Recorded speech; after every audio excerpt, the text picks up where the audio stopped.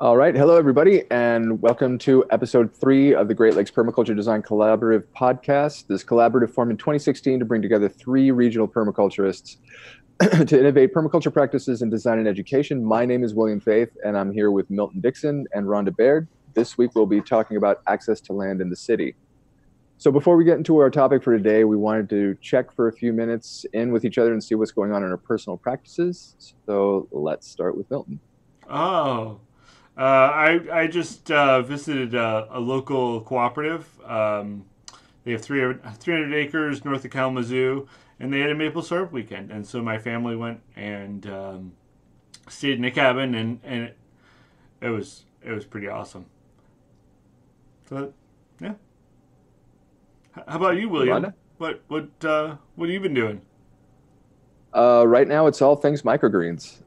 So I've got some purple kohlrabi, some wasabi mustard, Triton radish, and popcorn in right now. And so that's what I'm trialing at the moment. This is third day germination. So I'm going down as soon as we finish this and see what's popped up and taking it from there. So that's me for the moment. Exciting. Rhonda? Yeah. I just this morning I set up a new vermicomposting system, which is it's an outdoor system. So excited about that. It seems like hopefully the weather is good enough for that. And seed starting and seeing what is emerging in the garden. It's already starting to happen. So that's me. Excellent. All right, so as we're talking about access to land in the city, our first question, we have 2 questions that we're going to put before the group today. And the first one that we kind of want to do a round on and see what comes up for us is, firstly, what are barriers to access to land in the city? What observable barriers have you experienced or have you noted? And so let's reverse order and start with Rhonda, and then we'll go to Milton. Sure. So we have I can throw out a lot of things. I'm sure that Milton and William will have more to add. I think, first of all, is can people afford land, property, a home, a residence with land on it, around it? And then, that's the big one. And then I think a second piece of that is about how stable do people feel in that space, especially if they're renting. Are they moving around a lot? That's another issue I see a lot with, especially people in urban environments. Check. Well, I think we have to mention the man. The man, that keep kicking me out of the garden. Dividing up the land into arbitrary plots and assigning ownership to them. It's kind of a problem. Ownership of land, it might be equivalent to slavery. I don't know. That might be getting a little big, but yeah. So if if you're in the city, if you have these things in your head that this is what I have to do, the limits are largely self-imposed, I guess is my point. If you can break your mental models even just a little bit, there's actually a lot going on in the city. Although I would also say that, especially in the city, pollution is probably the other exclusionary force. The law and pollution. So, how about you, William? Anything? Well, yeah, as the sort of card-carrying anarchist of the bunch, I come from the all property is theft school. But at the same time, working within immediate practical terminology, I think that what we're dealing with here is beyond just land tenure, is also just the theft of the commons, and that we really don't have easy access to land. It requires so much of us, and it's so difficult to manifest that it's a barrier for, I think, most people. Economically, it's very difficult to grasp, to get access to, and then even harder to hold on to in many cases, as Rhonda was kind of pointing out. So, I mean, finances are first. That's the main barrier that I think most people encounter, and it boils down to capital at the end of the day. Mm-hmm. So running on from that, our next question is, what solutions have we encountered? What particular functional approaches have we come across that we think are worth noting and elaborating on? And so let's reverse order on this one and go Milton, Rhonda. Well, as per my answer to the first question, I'm a big fan of guerrilla gardening. Especially if it's neglected already. I don't think you're gonna get any pushback from anyone. But that's a whole world there to delve into. I did live in Chicago. I live now in Ann Arbor, but when I was in Chicago, community gardens, it's just a great place to get access to land. And even now, here in Ann Arbor, we got lots of land, but still very little access to it. It's still similar kinds of things. So I think that that's one way, and another way, is just through relationships. I've essentially established a relationship with an organization that has 64 acres that they don't use all of it. And so, it wasn't like, hey, I'll do this for you. That never would have flowed. But I just started to be involved and started to, work with them and say, hey, I have some ability here. And at first they offered me a garden plot, and then now I'm kind of managing the 64 acres for the organization, and that's something that to explore wherever you are. I happen to be in Ann Arbor. There's a little bit more acreage around, right? But even just neighbors in the city down the street, someone has land and they just have have trouble mowing their lawn. You really if you start to build that relationship and they know what your abilities are, I think that can make a huge difference. So, passing it on, pass the baton. Passing it on. Yeah. So I think besides, just to maybe reiterate or build on some of that, just strengthening collaborative ties with your neighbors. You can, of course, rent from community gardens, right? And you can look for the commons land. So besides gardening and productive planting and tending and cultivation, another approach to accessing land in permaculture would be to consider learning to skillfully forage and harvest from existing public lands appropriately.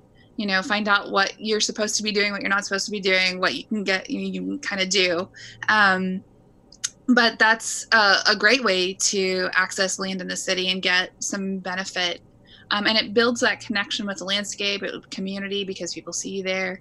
That kind of thing is important. It helps people see their landscapes anew. And I think that's the other thing about what I've seen with working with neighbors who have land, is that they need to help. Like, maybe they have a garden plot that they used to use, but they don't anymore. So they give you access to that. But also it's just helping people understand that the lawn and the, boxwood, shrubs that are perfectly trimmed is not necessarily a helpful aesthetic when we're going with permaculture. So we want to transform the understanding of the aesthetics and to create beautiful gardens as well, full of life and color and food and scent and all the things that are wonderful about productive spaces.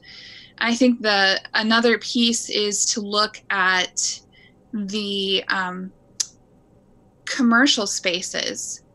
Churches have a lot of land typically in urban environments.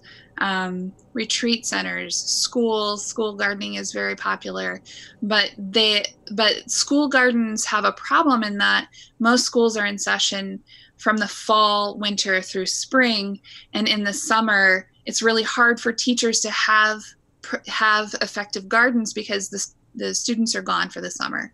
So there's an opportunity to pair up. And then the last thing I wanted to share about this is that one of my favorite inspiring concepts came out of what was called a grain collective, or what I call a grain collective. We published this article in Permaculture Design several years ago, maybe a decade ago, where people who didn't have land in the city, very much land, they all agreed to grow some grain on land that they had access to, and then they pooled their resources at the end of the season and distributed it based on effort and inputs and other kinds of capital than just financial capital. So I thought that was really brilliant. I think there's a lot of room for that. So those are some thoughts I have. What about you, William? What do you want to add to it? Loaded topic, but tailing in on some of what Rhonda was saying, growers collectives are becoming even more of a thing now. A lot of people are, there's a lot more motion around that idea. And then another time-honored tradition is squatting. If the land is there and no one's using it, take it, do something with it, occupy it. And that has varying degrees of popularity or lack thereof, depending on the circumstances, but that's one as well. However, when we're talking about access to land in urban centers, again, this is something of a passion of mine, so I can ramble on about this endlessly, but I would invite you both to jump in on some of these things as I mentioned them, because each one of them could be a separate podcast unto itself. But just to try to give a quick overview of some of this stuff, I think your sort of entry-level approach is forming a tenant organization and petitioning your landlord for changes that you want to see in a building. There's always that power of collective bargaining that you can bring to bear when something's wrong with your building, some things are not getting addressed. Just knowing your neighbors, you're using community as a hedge.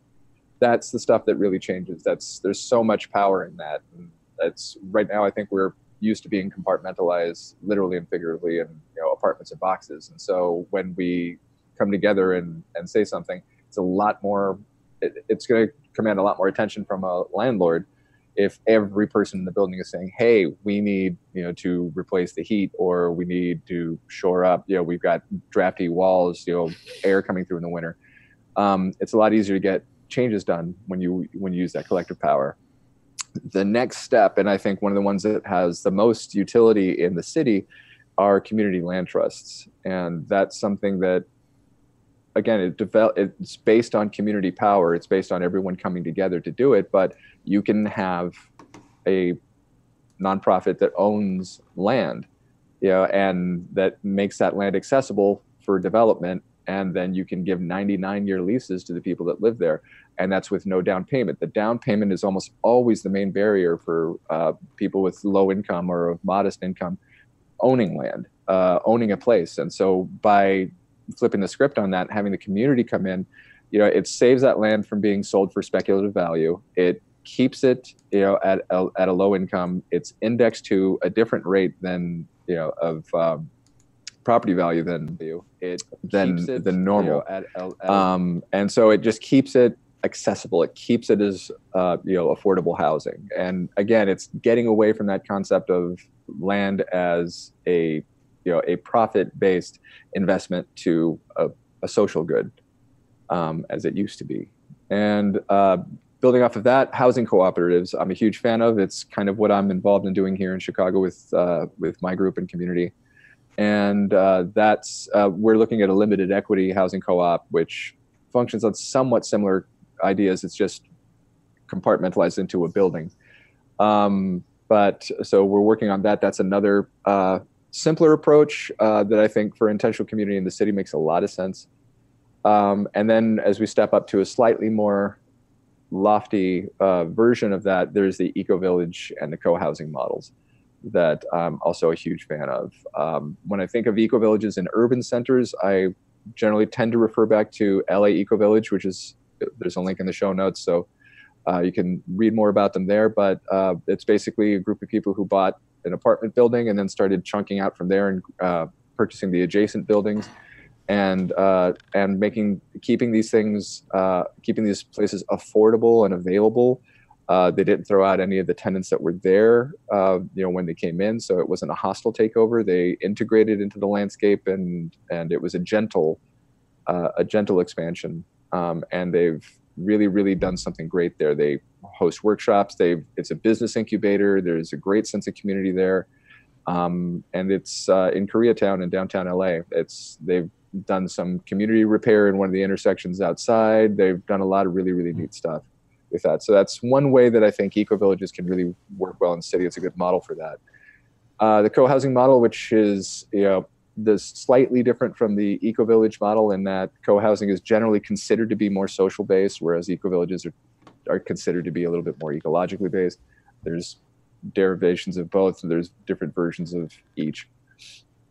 And then finally, for me, the one that expands to neighborhood scale that I think also has a lot of utility are transition initiatives, also known as transition towns.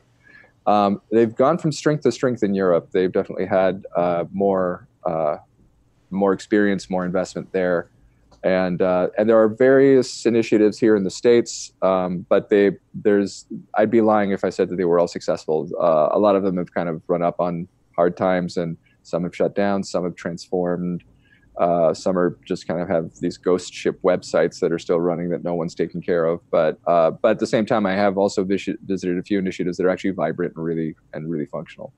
And that's working at neighborhood scale. In the case of a place like Chicago, where I currently live, we have Transition Chicago would be a very tall order, very big ask.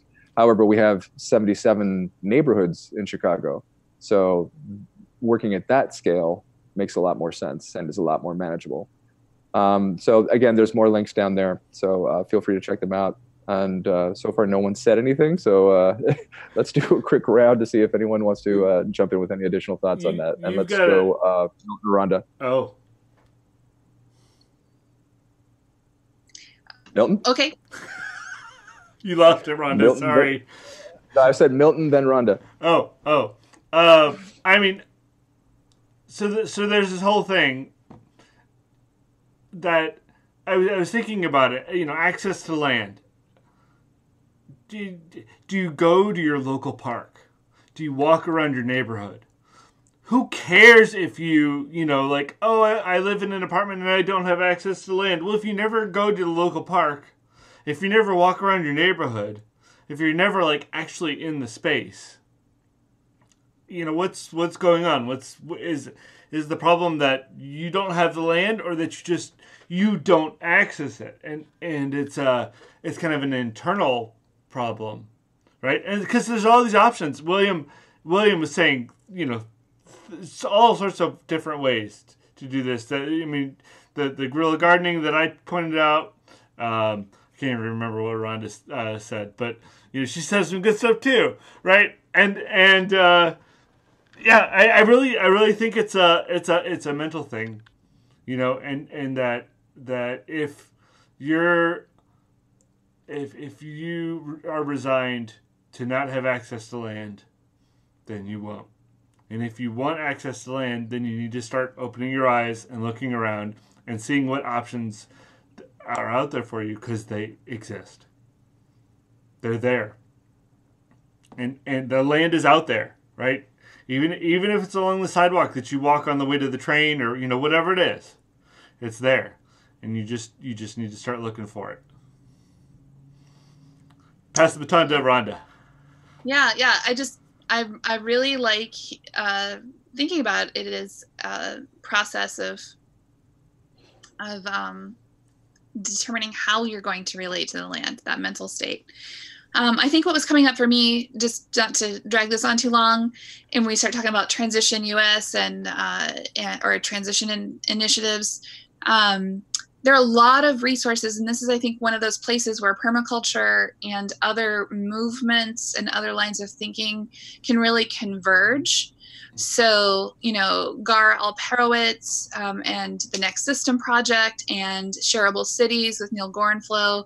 Like, I think there's a place for convergence, potentially even with like the Green New Deal stuff that's being talked about, that to see some places, some things emerge. And this is one of the hot topics. This is one of the conversations people need to be having because it's so timely right now. So great. Thanks for giving me a minute to circle around on that. Of course. And yeah, I think for me, just to tie it all up, all of the solutions as at least I see it, and please feel free to chime in on this, are utterly dependent on community. They are dependent on working with each other to make them functional. And we're in a society and in a time where everything is very individualistic. We think of owning land, owning a house, and having your name on it. And I think that's sort of one of the brass rings, the measures of success that we're acclimated to. I'm going to interrupt. I'm going to jump in here and even say that it goes beyond community of people, community of human beings, Homo sapiens, but community with the trees and community with the people that live in the trees, right? The squirrels that are up there. Maybe you don't like it, but the rats that are out there, that we're all a community, and the more that we can remember that, I think the stronger position we have to kind of interact with all of it and to have that chance to practice our permaculture. Right? That's what we're talking about. Indeed, very humbling and essential to review. I agree. But in terms of the limits that I think we run into when we're trying to do this, it's largely the limits of one person trying to do it. When we team up with others and come together to do it, the impossible becomes possible. And so that is me. Did anyone want to add anything before we go to checkout? Let's rock it, because we were hoping to keep this short today. We'll see. Right. We'll see what we actually came up with. But why don't I'm just gonna take the reins. I'm gonna take them away, William. Please. Thanks for hanging out with us at GLPDC podcast. We're really excited to be doing this and sharing our permaculture, sharing our lives essentially, and our cats with you. Check out our website at glpdc.info, our upcoming courses. We've got an urban permaculture workshop, a day long, in Chicago. It's gonna be bumping. Where we'll talk more about this. That's right. This and some other topics, and really work with the people that come to start the cultivation of their own permaculture. So, Thanks, friends. Thanks, everybody.